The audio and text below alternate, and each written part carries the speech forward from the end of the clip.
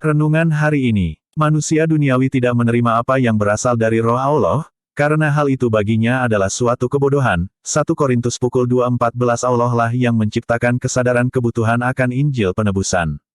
Namun, Allah tidak dapat memberikannya sampai orang itu meminta dari kekosongan dalam dirinya, kekosongan yang diciptakan Tuhan dalam dirinya yang hanya dapat dipuaskan oleh Tuhan.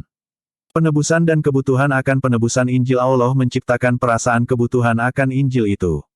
Apakah kabar baik itu tersembunyi bagi mereka yang sudah menjadi pelayan?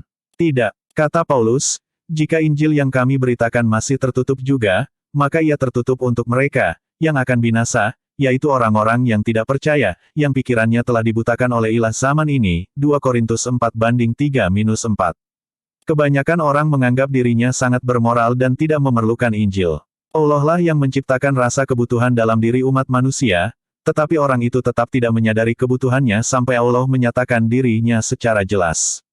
Yesus berkata, "Mintalah, maka akan diberikan kepadamu." Matius 7:7. Tetapi Allah tidak dapat memberi sampai orang itu meminta.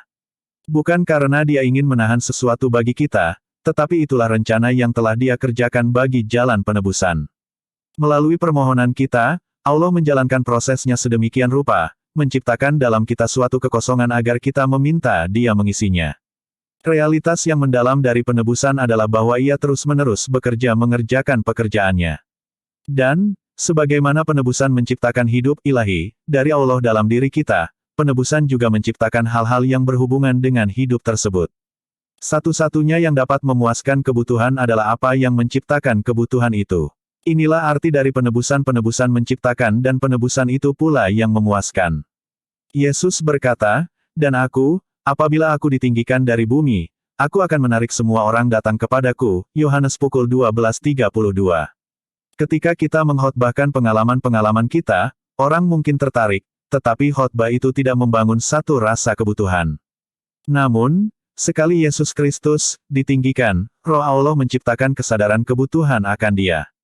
Kuasa penciptaan, creative power, dari penebusan Allah bekerja dalam jiwa orang-orang hanya melalui pemberitaan Injil. Bukan pengalaman pribadi yang menyelamatkan seseorang, melainkan kebenaran penebusan. Perkataan-perkataan yang kukatakan kepadamu adalah roh dan hidup. Yohanes 6:63.